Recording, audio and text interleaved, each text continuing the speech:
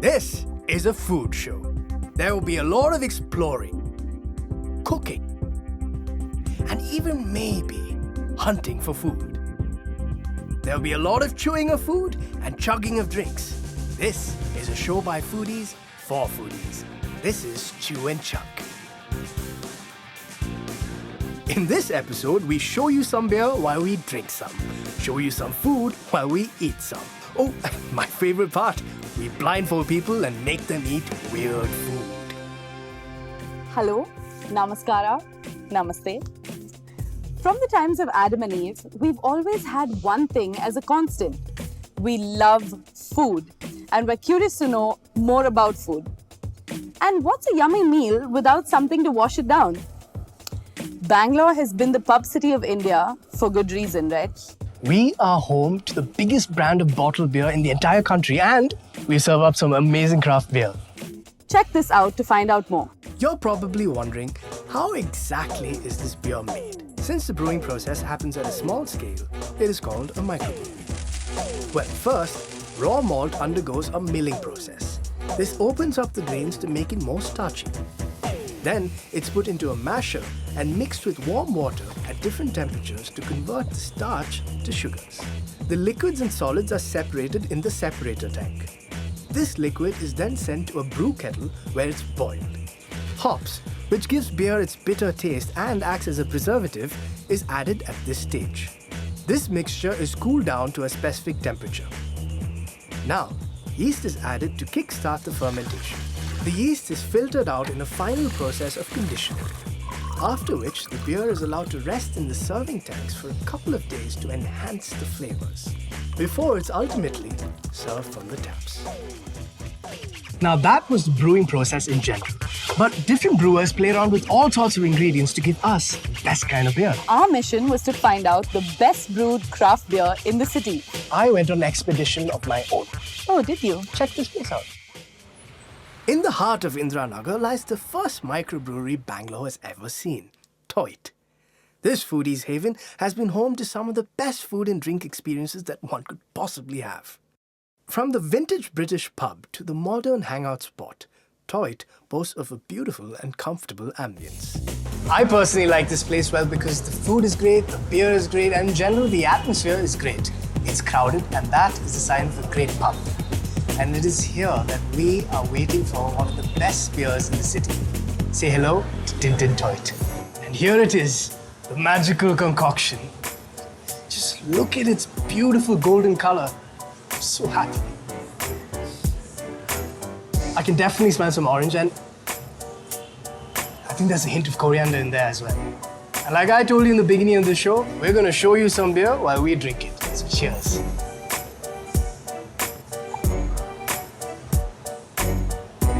I love this job. This is exactly what you like to come to after a hard day's work. It tastes sweet, citrusy, and there's a slight creaminess to it, and that hint of spice. All of that just swirls in your mouth so well. To think, we were on the verge of losing this brewing process to history around the time of World War II. But it was revived in a village near Brussels, Belgium. Imagine if that wasn't revived. What a loss that would have been. Now I'm going to go and talk to Toit's head brewer and find out what exactly he's done to originally twist the entire Belgian process. Giving his original twist to the Belgian style of brewing, we have with us head brewer of Toit, Matt. Welcome to the show, Matt. Thank you very much. All right, and now the first question I have for you is, why did you name this Tintin Toit? It's a good question. Okay. And I'll leave it at that. Why do you think that this is the most popular beer here? It's very light, refreshing. We try to keep our beers session beers. So even if you have 3 or 4 of them, you can still walk home. Fine. You know how when people appreciate wine, they drink it, I mean, not before they drink it, they swirl it, sniff it, and then put it in and then spit it out. If I want to look like a professional beer taster, what do I do? What do you do? Well, the first thing that, Make me look good. the first thing we tell you is we don't spit. You don't spit. Okay, fine. Don't spit your beer. Never spit your beer. But we go through all your senses. The first thing we want you to do is look at the beer. Okay. That's why we should drink out of glasses anyways. Clear glasses. So, yes. Okay. So mugs are no. Yes. Okay. Fine. Yours has I'm been looking sitting at a my while, beer. but you have to look Yeah. at the color. Okay. And in case of the tin, there's a natural cloudiness to it. Okay. Yeah. Cloudy. Yes. Yes. From the unmalted wheat. The head, you should have, it's been sitting there, but you Yeah. should have a nice thick head on it. Next process is actually when you bring it to your mouth, Okay. the next sensor is your nose. So You you smell should, it, yes. yeah. So if you pick it up, bring it, actually take a whiff. Yeah. So Yeah. I smell. characteristics Yes. out of that. Next thing, we take a nice big swig. Cheers.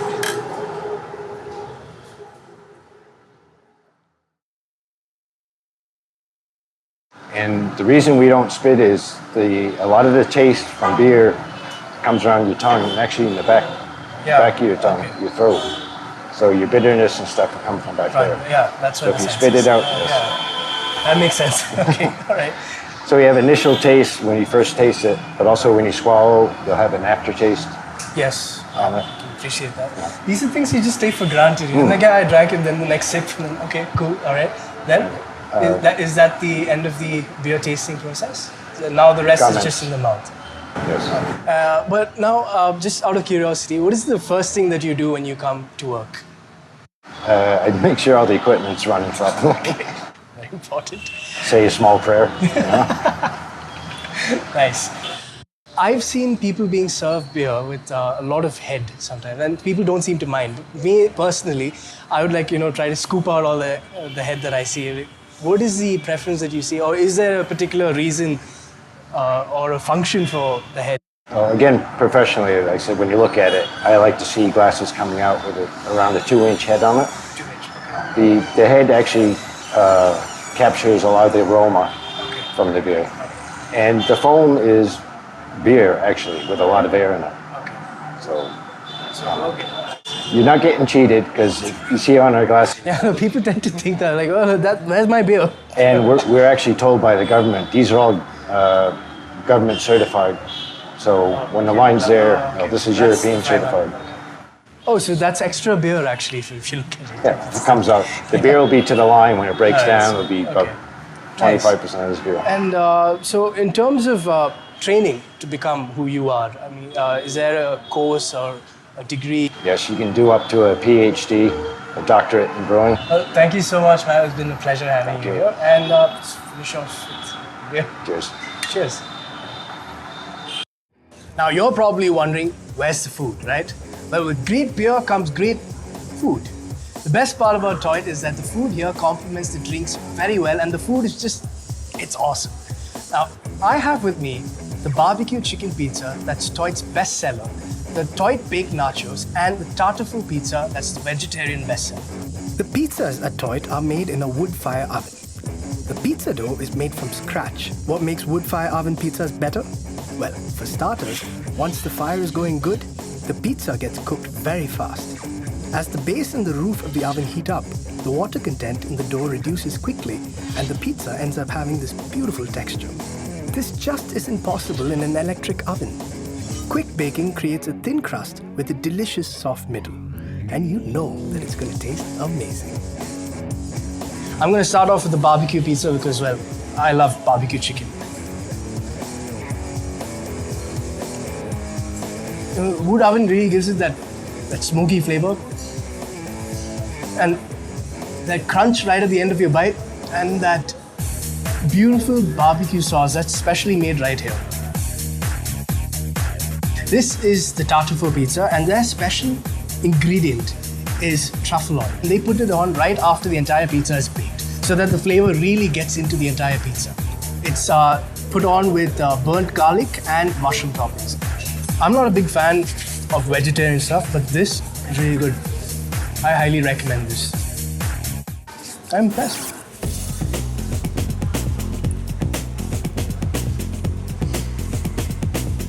All right, on to the nachos. Now, when I look at nachos, the first thing I look at is whether there's enough dressing for every nacho in there. And, well, Toit definitely takes care of that need. Just look at this.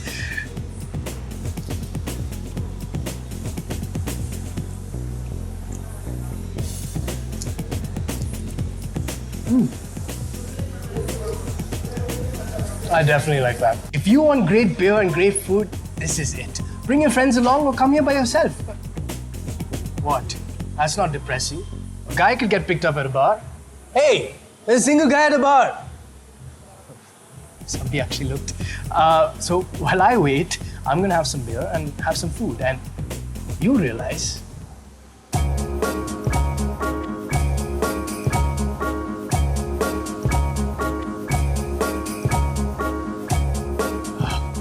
it's all good.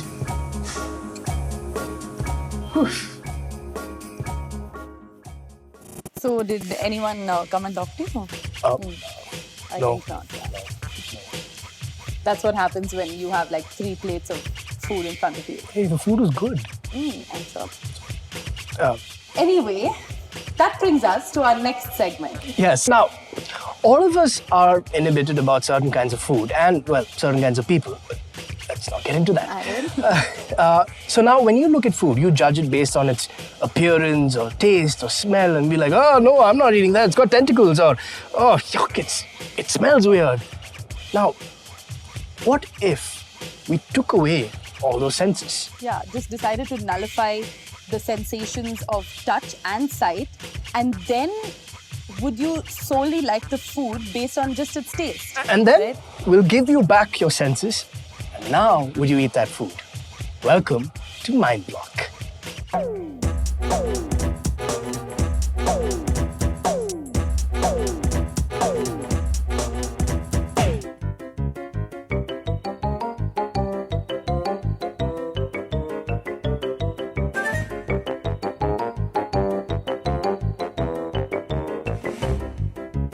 Oh my god, What does it feel like? it's like squishy and soft. Oh, what is this? All Okay, right, here so then. it's going in.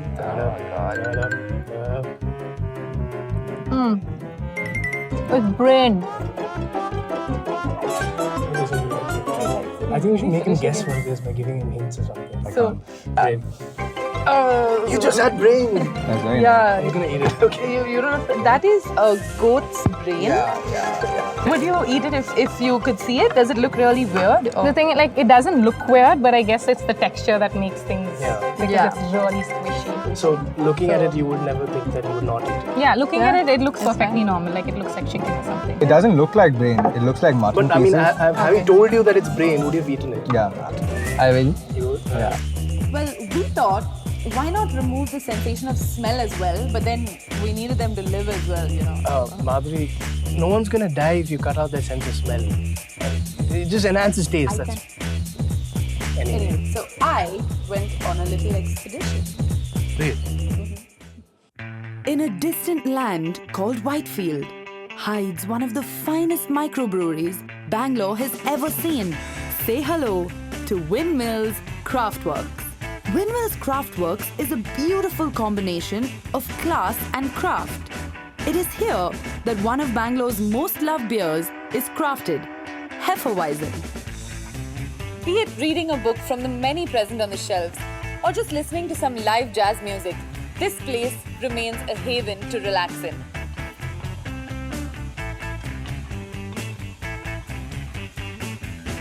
And to top it all off, this beer is awesome.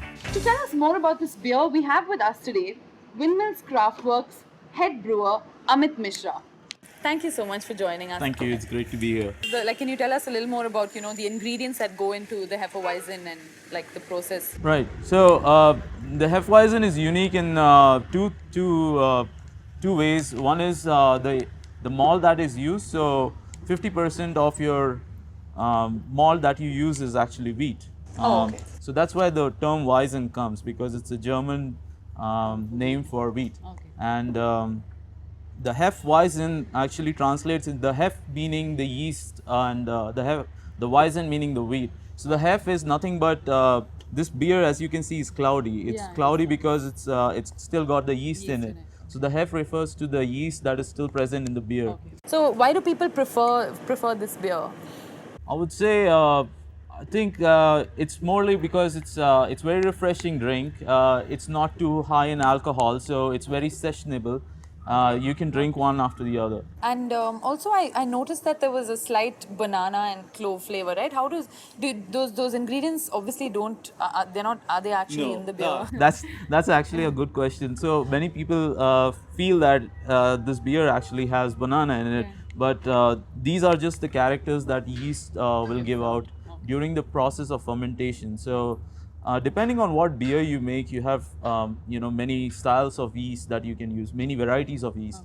So some yeasts are very neutral in terms that they will not release so many fruity characters. But in the Hefeweizen, the most unique character is the yeast. Yeah. And this yeast has actually been, the one we use is it's actually from a brewery from Bavaria. Okay. And Bavaria is very famous for the Hefeweizen in Germany. So this yeast actually gives out two compounds, esters and phenols. Yeah. So the ester being the banana and the phenol being the clove. Okay. And temperature also plays an important role in what character you want in the beer. So the more banana you need, so the higher temperature you ferment at. Thank you so much. I think those were all the questions I had. I think that there can never be a session of beer drinking without some yummy food. Speaking of which, this place is bound to keep your palate satisfied. Be it the pan-fried salmon, the red chili prawns, or even some barbecue pork ribs. Let's do this.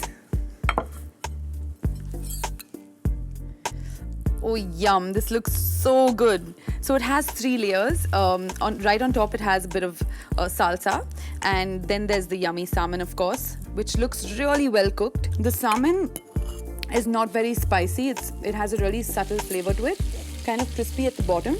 And we also have a bed of creamy leek at the bottom with a little bit of garlic that I can smell. And I can also see some green and yellow zucchini.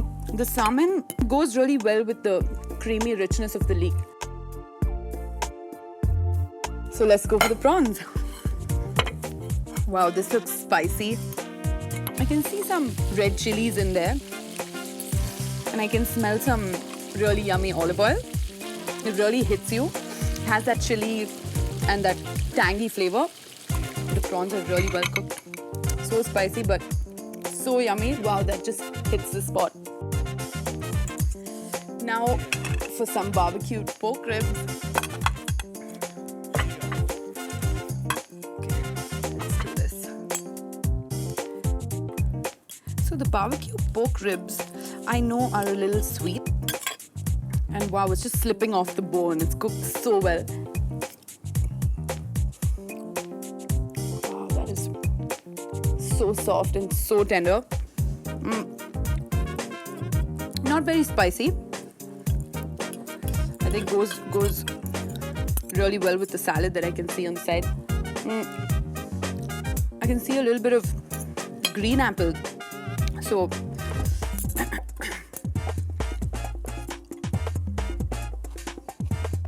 the sourness of the green apple kind of stabilizes the sweetness of the pork. So that's really good. All these 3 dishes complement the beer really well, and none of these flavors overpower each other in any way. Let me just say that if you're the type of person who loves beer, if you fancy a good read, or if you just enjoy jazz music, maybe if you're just one of those people who just love various experiences, then this is a place that you should visit. It's a beautiful restaurant to have a romantic dinner. It's also a brilliant place to just have a fun evening with your friends and family. In your life, if there is ever a pub that brings a smile to your face for all the right reasons, then it probably would be Windmills Craftworks. Wow, beer and jazz. Not bad. Who would have thunk it? Right? Yeah, so Windmills I found was really classy, but also the best part about it was the food. Oh my god, I wish I had 2 stomachs. You don't? Anyway, Windmills is obviously better, right? Okay, listen. Yeah, We're obviously not going to agree on this. It's fine. But you guys can comment on the video and tell us which place that you like better. Also, don't forget to subscribe to our channel, and if you happen to enjoy it, please give us a like. And until next time, keep chewing and keep chugging. Bye. Bacon.